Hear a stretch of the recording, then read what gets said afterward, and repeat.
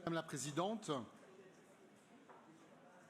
Et donc, nous voilà au point de rendez-vous de l'approbation du SRADET, non pas dans sa version complètement définitive, puisque j'y reviendrai, il y aura quelques autres étapes dans l'année à venir, mais c'est un point important puisque notre Assemblée doit aujourd'hui arrêter le projet de SRADET avant une enquête publique en particulier. Et donc, comme vous le savez, je le rappelle brièvement, la loi NOTRe a sensiblement renforcé les compétences régionales. Désormais, il s'agit pour la région d'exercer son chef de filat dans différents domaines de compétences. Cela passe en premier lieu par l'établissement de documents cadres. Pour le développement économique, le SR2I, que nous avions adopté fin 2016. Pour la gestion et la prévention des déchets, le plan régional de prévention et de gestion des déchets, qui fait l'objet, en ce moment même, d'une enquête publique et qui sera intégré à terme dans le nouveau cadre qu'est le SRADET, dont je vais vous parler en ce début d'après-midi. Donc vous avez tous entendu dire que le SRADET était le schéma des schémas.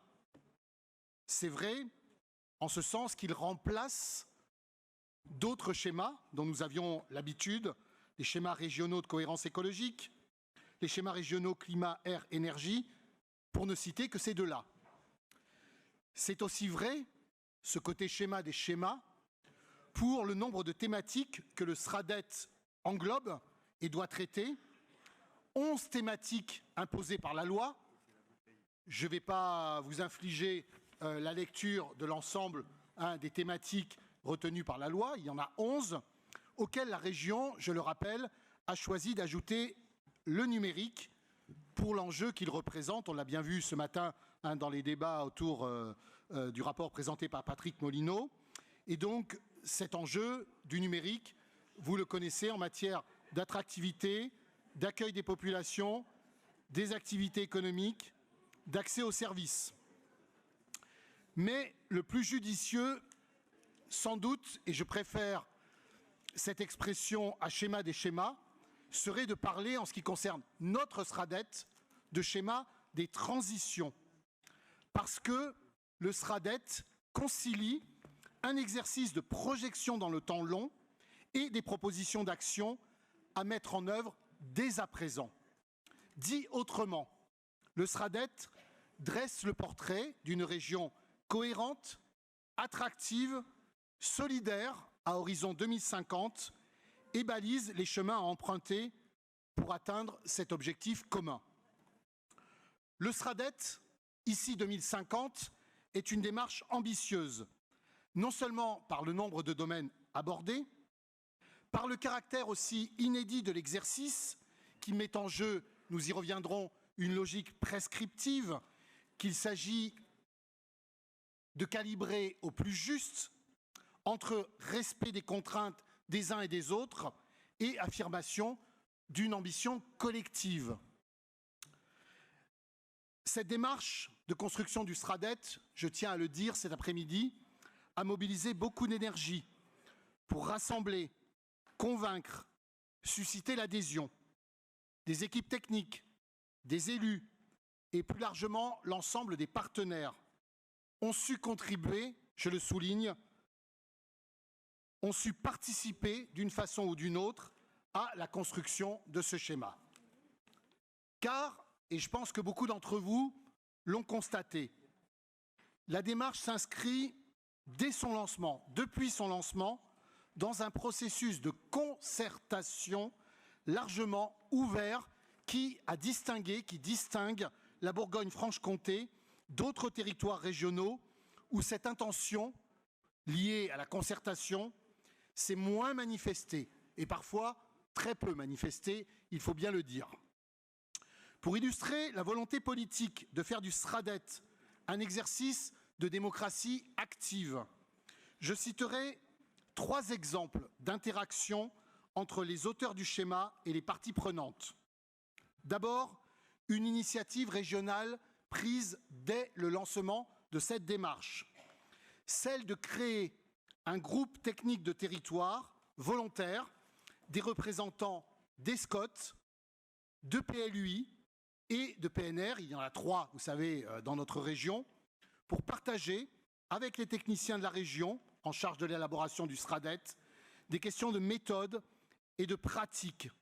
Et cette initiative, cette création du groupe permanent, PNR, SCOT, PLUI, nous singularise au niveau national et a été saluée à ce titre, en particulier dans le magazine de l'ADCF, qui regroupe l'ensemble des communautés de France. Temps fort ensuite de la concertation, c'est mon deuxième exemple pour illustrer le poids de la démocratie active dans l'élaboration du SRADET.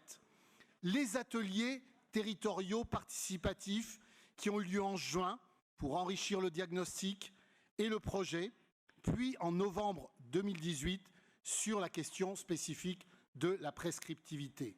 Ces ateliers ont réellement permis un saut qualitatif du projet par la richesse des échanges et le croisement des compétences et des sensibilités que nous avons pu y rencontrer. Si les premiers ateliers, ceux de 2017, ont surtout servi à identifier les enjeux et tester certaines intentions stratégiques, avec la deuxième série dédiée à la prescriptivité, il était davantage question de débattre des premières formulations de règles, de tester leur recevabilité et leur acceptabilité, surtout auprès des partenaires. Et je veux saluer tout particulièrement l'implication des élus régionaux dans ce travail méthodique, dans ce travail patient. José Almeida, Frédéric Collat, Michel Neugnot, Patrick Molinoz, qui ont animé eux-mêmes des ateliers sur la prescriptivité. Troisième illustration du poids de la démocratie participative dans la construction du SRADET. Je voudrais souligner la constance, l'intensité des relations, des échanges que nous avons pu avoir avec les territoires. Beaucoup de rencontres de terrain ont eu lieu, j'en témoigne, partout sur le territoire régional, parfois à notre initiative, mais aussi parfois à l'initiative des territoires. J'étais encore dans le Jura, à Besançon, récemment, à la demande d'élus. Et ces échanges de terrain, je le crois sincèrement, nous ont permis de dissiper des craintes, des incompréhensions et d'adapter le projet que vous aviez reçu dans sa version initiale au mois de février.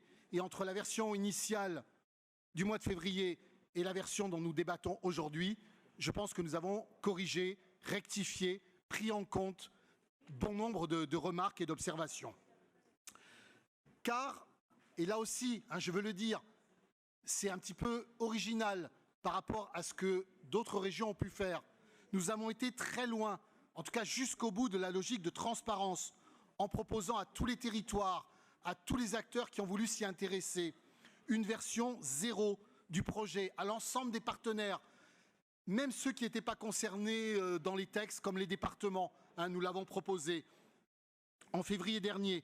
Cette version, moi je le reconnais pleinement, et c'est celle qui sert encore parfois de base aux échanges, aux remarques, aux critiques du SRADET, parce que, évidemment, la version définitive, vous avez pu la prendre en compte plus récemment. Cette version 0, envoyée en février, diffusée en février, elle était imparfaite, perfectible, je le reconnais pleinement. Vous nous l'avez fait savoir dans les territoires, on nous l'a fait savoir, et nous avons sincèrement tenté, dans le respect évidemment de l'état du droit, de nos contraintes, et sans revenir sur notre niveau d'ambition, de répondre, de prendre en compte un grand nombre de critiques qui nous avaient été adressées, qui nous ont été adressées, et c'est donc une version finalisée qui vous est proposée aujourd'hui.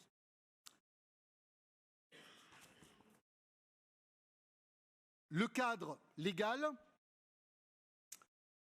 la concertation comme méthode d'élaboration, tout ceci débouche sur, évidemment, une ambition stratégique que je vais décrire brièvement à présent. Si le contenu des objectifs et des règles du SRADET a été sensiblement, je viens de le dire, adapté en fonction des contributions reçues et des retours, parfois simplement oraux, sur la version 0, la stratégie du SRADET reste celle de l'attractivité qualitative et différentielle.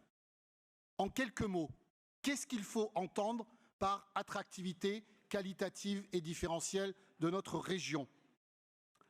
En premier lieu, il s'agit de comprendre que le SRADET s'inscrit dans un temps long. Ce temps long présente deux avantages.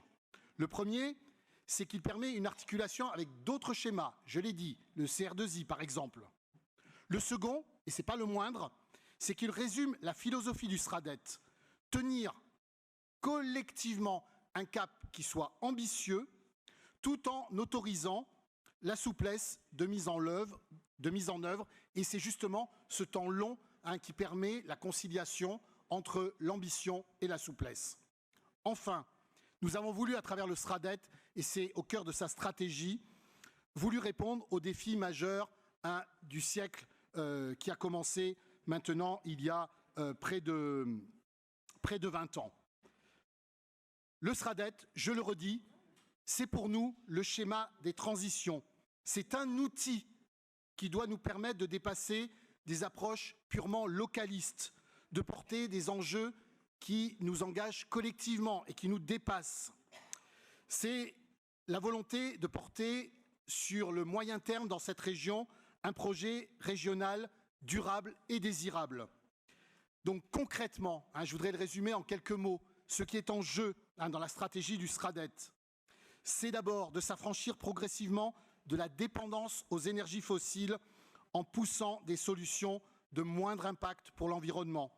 C'est aussi économiser davantage les ressources. C'est pérenniser le capital environnemental et paysager de notre région, si précieux, considérant comme un facteur de résilience et d'attractivité pour l'avenir.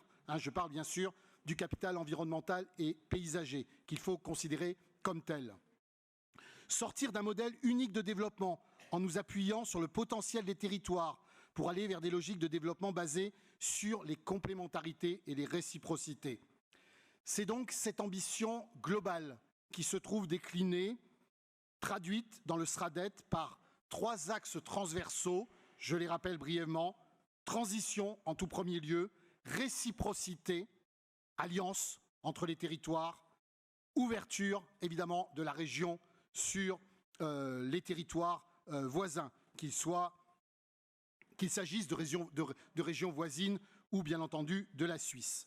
Donc 3 axes, 8 orientations et 33 objectifs pour définir un petit peu l'armature de ce SRADET.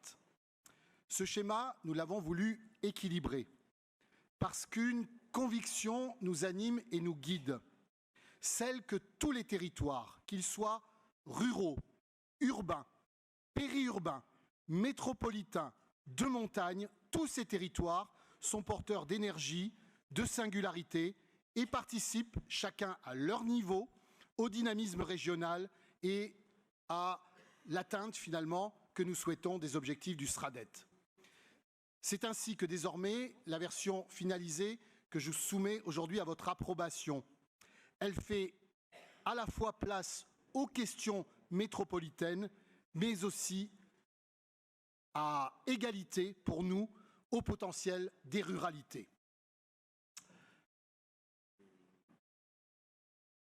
Bien entendu, si nous avons retravaillé bien des sujets, l'adaptation au changement climatique, le numérique, la biodiversité, le sujet est trop vaste pour considérer aujourd'hui que l'exercice que je fais devant vous, le produit que je présente, il est parfait. Je voudrais dire que face à un sujet complexe et indécis, parce que la loi, elle a innové dans le domaine des schémas régionaux d'aménagement du territoire, en substituant au SRAT le SRADET. Et donc, face à un sujet aussi complexe, je pense que c'est l'humilité qui doit prédominer et telle est bien mon attitude aujourd'hui. Je ne prétends en aucun cas avoir fait un exercice parfait. Je constate aussi que derrière un certain nombre de critiques que j'ai pu recevoir, que je reçois encore, hein, si j'en veux pour preuve les propos qui ont été tenus ce matin au début de notre session, il y a beaucoup de critiques. Non, mais il y a beaucoup de critiques qui ciblent effectivement une dimension nouvelle de ce schéma, qui est la prescriptivité. En effet, et je voudrais m'attarder là-dessus parce que c'est cette prescriptivité qui concentre bien des critiques. Si le caractère prescriptif du SRADET est une nouveauté, il ne doit pas résumer à lui seul le SRADET. Le rapport du SRADET, qui porte à la fois la stratégie et les objectifs, reste le document de référence qui dresse une feuille de route, qui dessine une trajectoire, qui donne du sens à l'ensemble et invite à nous projeter, à se projeter collectivement.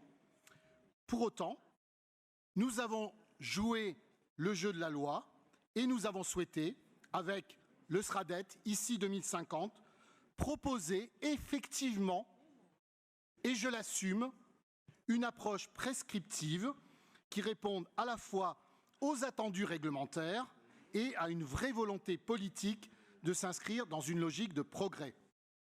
Pour ce faire, je voudrais rappeler la philosophie de la prescriptivité telle que nous l'avons voulu dans le SRADET. Une prescriptivité progressive d'abord, une prescriptivité exemplaire aussi. Qu'est-ce que ça veut dire qu'une prescriptivité exemplaire? Ça veut dire que la région qui élabore le SRADET, qui construit le SRADET, qui va mettre en œuvre le SRADET, doit s'appliquer d'abord à elle-même ce qu'elle dit en matière de prescriptivité. Une prescriptivité qui soit également mesurée. Nous avons volontairement, et je soutiendrai largement la comparaison si vous m'interrogez là-dessus, nous avons volontairement limité le nombre de règles pour ne pas être dans l'inflation normative. Et si vous m'interrogez là-dessus, je vous donnerai des chiffres comparés au SRADET d'autres régions. Une prescriptivité qui soit aidante aussi. Je suis conscient que certains sujets dans les règles que nous vous proposons sont consensuels, ne posent pas de problème. D'autres qui sont peut-être plus complexes. Et pour ce qui est des règles plus sensibles, nous souhaitons vraiment que la prescriptivité elle soit aidante et que l'on puisse proposer au territoire un accompagnement. Et cet accompagnement, c'est sans doute le point le plus important parce que nous avons décidé d'assortir aussi souvent que possible les règles de mesures d'accompagnement pour faciliter leur appropriation localement et leur mise en œuvre, évidemment, sur les territoires. Alors, cet accompagnement, je veux m'y attarder quand même quelques instants pour marquer ce qui apparaît à la fois comme une évidence et un choix politique fort. Nous avons décidé, et nous sommes les seuls à l'avoir fait parmi toutes les régions, de produire et de mettre en annexe du SRADET un document de mise en œuvre. Il est annexé au fascicule des règles et c'est tout à fait original dans la mise en forme, la construction, la façon de concevoir ce SRADET. Alors, sans être un mode d'emploi, ce document, si vous prenez le temps de le lire, apporte certaines précisions sur les mesures d'accompagnement, les outils qui seront mis en place par la région pour accompagner les collectivités, et enfin, la façon dont la compatibilité des documents d'urbanisme au SRADET sera évaluée. Au-delà de ces précisions, l'enjeu est aussi et surtout de s'assurer que les objectifs affichés dans le SRADET pourront et seront effectivement mis en œuvre. C'est à cette fin qu'est également défini dans le document le modèle de gouvernance du SRADET. Comme pour l'élaboration, la gouvernance est voulue largement ouverte, adossée Probablement parce que ça nous paraît le plus évident et on ne va pas encore recréer une structure de gouvernance nouvelle. Donc ce qui nous paraît le plus évident, c'est de partir de la CTAP, où tous les territoires, tous les strates de territoire, toutes les strates de collectivités sont représentées. Et donc cette conférence territoriale nous paraît l'outil le plus adapté pour assurer une gouvernance régulière et efficiente du SRADET. L'ambition est bien de produire chaque année une feuille de route des actions significatives à engager pour s'assurer de la mise en œuvre concrète du SRADET et de déterminer et prévoir les conditions de son évaluation. J'en profite au passage pour faire un petit amendement qui concerne un amendement d'analyse de cohérence et plus précisément le rapport environnemental du SRADET qui est concerné. Et donc nous avons actualisé et purgé d'erreurs mineures au regard de la version du SRADET que vous avez pu recevoir. Donc la modification, je l'indique, parce que je dois le faire en séance, porte sur le tableau d'analyse de cohérence du SRADET avec les stratégies connexes nationales ou thématiques apparaissant donc dans un certain nombre de pages de la précédente version. Donc la nouvelle version proposée facilite la lisibilité globale du tableau et complète et ajuste certaines cotations. Puisqu'alors même que l'élaboration du SRADET se poursuit et que nous abordons déjà ces principes de mise en œuvre, je viens de le faire il y a quelques instants, il est temps, à cette étape importante que représente l'arrêt du projet, d'adresser, et je le leur dois, des remerciements à celles et ceux qui ont œuvré pour sa construction. En premier lieu, mes remerciements vont aux membres du comité de pilotage pour leur implication, leur présence et leur détermination à faire aboutir le projet. Je remercie encore une fois ici, tout particulièrement, Frédéric Collat, vice-présidente à l'environnement et à la transition énergétique, Michel Nognaud, vice-président chargé des mobilités, José Almeida, conseiller régional à la prospective, sans oublier Patrick Molinoz, je l'ai déjà remercié tout à l'heure, et Patrick Ayache qui a été assidu aux travaux préparatoires du SRADET.